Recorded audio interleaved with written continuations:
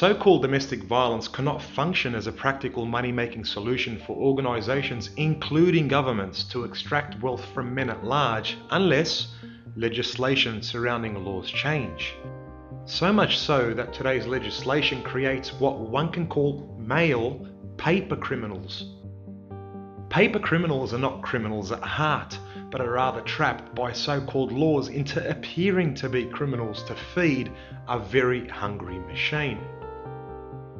There is not enough genuine criminals for governments to send their police to go and extract wealth from, so what the government needs to do is create a larger pool of criminals, a pool that consists of real criminals and paper criminals. In order for the masses to not notice what is really going on, governments must justify their actions as to why they are targeting these men, who, in all actuality, are most likely not criminals. This is where feminism's importance kicks in. This is why feminism has been injected into the collective mind of the masses. Although feminism appears to be a problem that stems from females, this cannot be further from the truth. The case of Australian feminist organisations such as White Ribbon Australia is a classic case of where an organisation that has at its core nothing but hatred for men, but yet is propped up by men connected to government and men from sports club bodies. The fine work by legislative forces has been going on for years. Fine yet evil work that has been masquerading as a fight for equality, yet so far from equality that it has driven a wedge between the two sexes of humanity. So much so that many men have now turned their backs on females, knowing that it's too risky being with a female.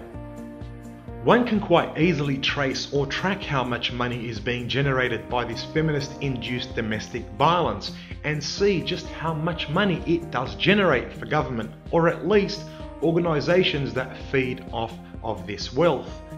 In Australia, in 2014, it was estimated that domestic violence cost the Australian public $14.4 billion. So where did this money go? Did it just vanish into thin air? When Erin Pitsey explains that domestic violence is $1 million industry, she is not joking. Just remind us, just before I let you go, sorry, just remind us what happened. You had to leave the country for quite a long time, didn't you? Well, because what I'm saying now, there were huge pickets against me. And I was threatened, yes, for daring. This is $1 million industry, domestic violence. And the women who control it are not about to let any kind of evidence in that's going to take away the money. What do you mean by that? They're not going to share the money with anybody. But why do you describe it as $1 million industry? Because it is. It's, you know, in what way? The National Federation of Women's Aid gets something like 12 million from the government, let alone all the rest of it. So you're saying they're manipulating the government in order to continue? Yeah, what they always have. This was hijacked in 1974. And what I'd said from the very beginning, which is that it isn't a gender issue, it's an issue of learned pattern of behavior in childhood, was actually superseded by a very highly efficient machine called the feminist movement, which simply claimed it's what all men do to all women. So you're suggesting that generally women are manipulating the system in order... Yeah, because everybody knows, and the figures have been there for years, the worst violence is between two women. Okay. Thank you very much indeed, Erin Pitsey. Thank you. A Voice for Men state the following about Erin Pitsey and White Ribbon. Quote, WhiteRibbon.org is headed by Miss Erin Pitsey. She is the worldwide founder of the Women's Shelter Movement and one of the world's leading experts on IPV. Her website is rich with interviews, radio programming, and articles written by other scholarly authorities on the subject of family violence, and whose non-ideological research demonstrates just how far the domestic violence industry has strayed from the truth in order to capitalize on fear and miscalled compassion, unquote. The fake, lying and mischievous White Ribbon clone, whom Libby Lloyd is one of the founders, is doing exactly the opposite of what the real White Ribbon organization is trying to do. The real White Ribbon organisation, an honest organisation, is headed by Erin Pitsey. The fraudulent one is instilling the fear of men in society and is now clearly behaving scandalous with state police and government bodies. The obvious motive for this is mind-blowing billions of dollars of revenue, expected to surpass $15 billion in 2015.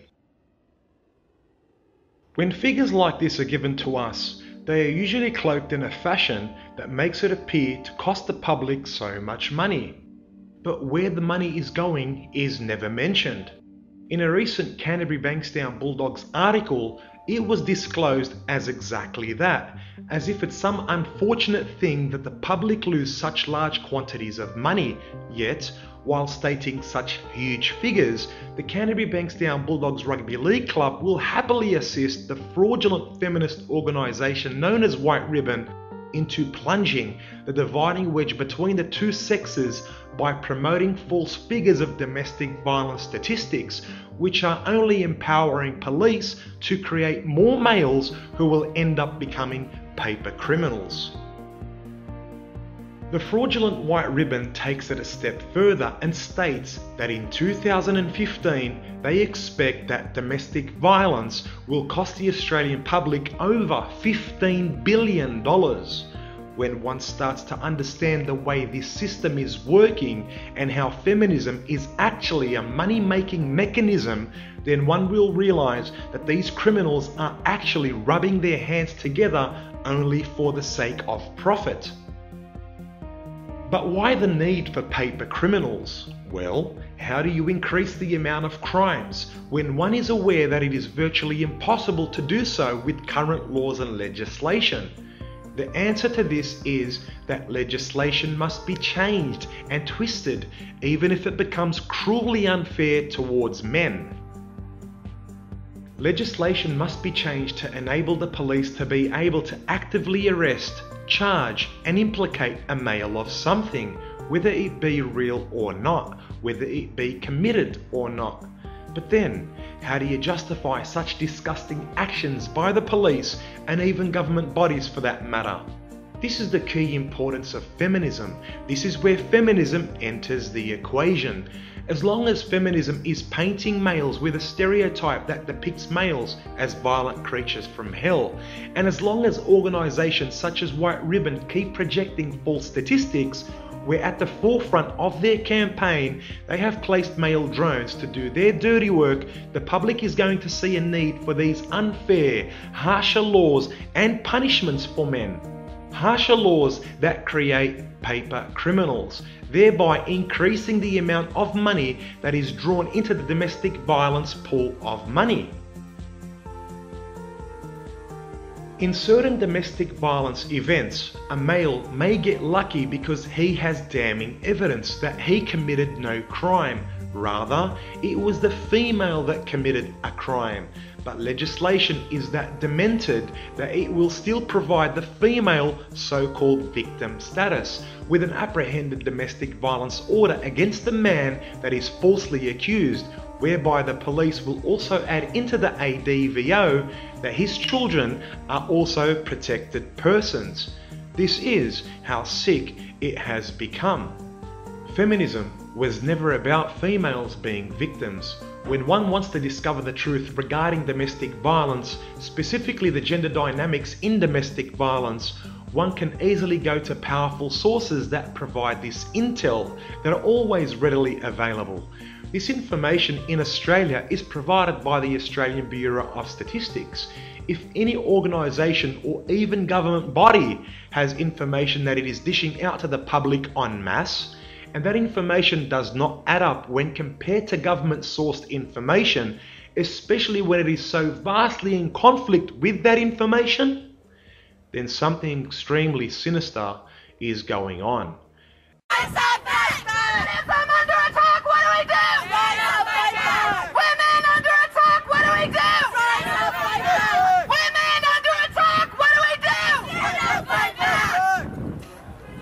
So, where are women under attack? Yeah, please explain. You're from the Voice for Men, eh? That's right. The one who posts all those... Your face is gonna be on Oh, those criminals? Those criminals' identities? Yes, we did. It's not your decision to decide who's criminal or not. And who's We can see through your disguise. I don't know, the videos kind of made it pretty clear. We can see through your disguise. Very good, you can yell. How about we talk rationally? get off the fucking campus? If and when the coalition of feministic forces realise that the money which they are trying to illegally acquire from men has hit its ceiling, they will introduce new legislative laws into play that will keep the conduit of income flowing at maximum. To see how this works, I will give you a simple hypothetical example. In 2019, so-called domestic violence has reached a cost of $18 billion, and it was realised that in 2018, this cost was also $18 billion.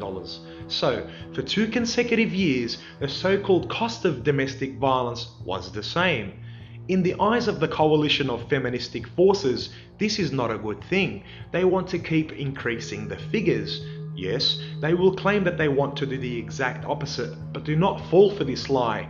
To increase the cost, they may introduce an act or law where if a male literally just looks at a female the wrong way, then the female may press for charges or at least make a report against this male. A few simple laws such as this will help them increase the $18 billion cost to $18.5 billion.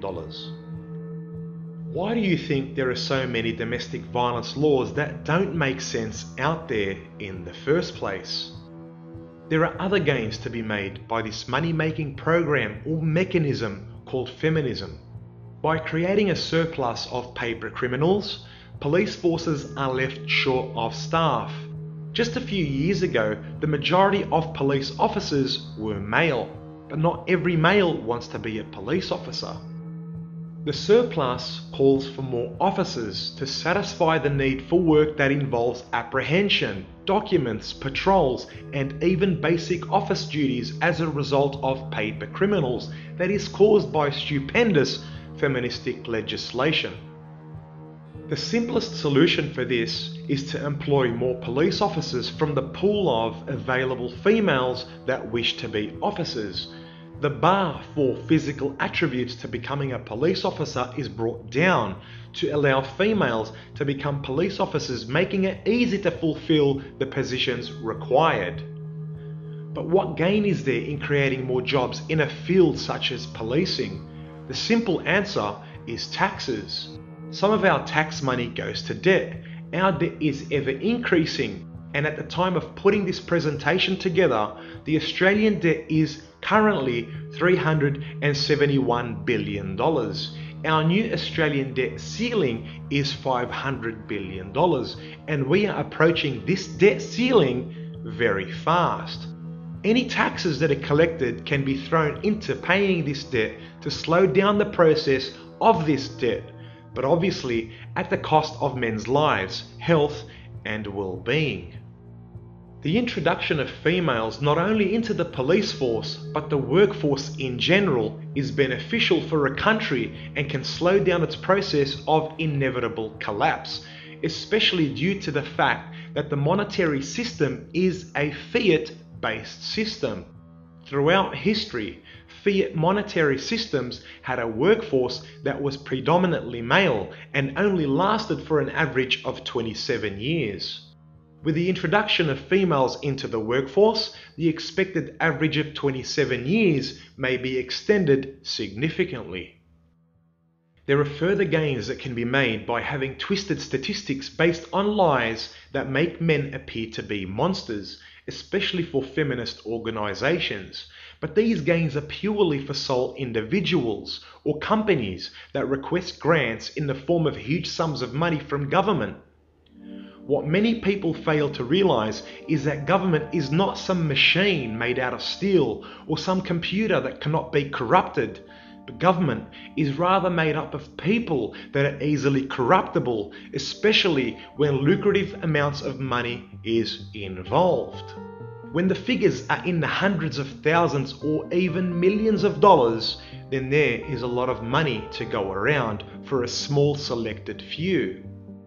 Feminism is nothing but a mechanism that extracts wealth from men and government, as in government being a governing system. But this mechanism functions in the most fraudulent and sinister ways, benefiting only a small select few, power and money-hungry people. It doesn't benefit government as a governing system, but rather benefits a small select few that function within this governing system at the detriment of the actual governing system and males. The short-term and long-term impacts of feminism as a mechanism can be split into at least two categories: the cost and the benefits.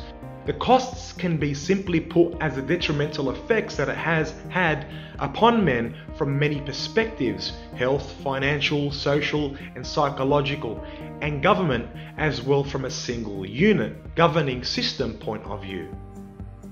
The biggest price to pay would be when males are aware of dangers that are introduced via legislation upon males that stem from being in a relationship with a female, causing males to opt out of relationships altogether. The money that is generated by creating paper criminals using the feministic mechanism strategy will come at a heavy cost to the government itself and females in general. Pedestalizing females is not a good thing for females nor for government, but surely they will never realize this until it is too late to make a change.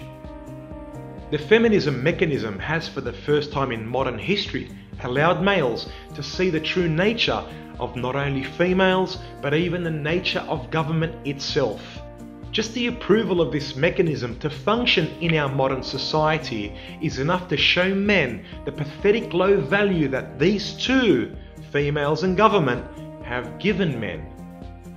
If the price of men was on the share market today, our price would be less than the value of wheat, only because it is what they would want you to believe. It is only when a man turns his back on females, realizing their hypergamous and promiscuous nature, realizing that government only uses men for hypergamous reasons as well, will men come to realize what they are really worth. They make it appear that we are valued at a price that would be as cheap as coal or wheat, but the truth of the matter is that we are more precious than gold, and they secretly know this. Only when a man can go his own way will he realize this for himself, and only when men go their own way as a collective will they admit this to men.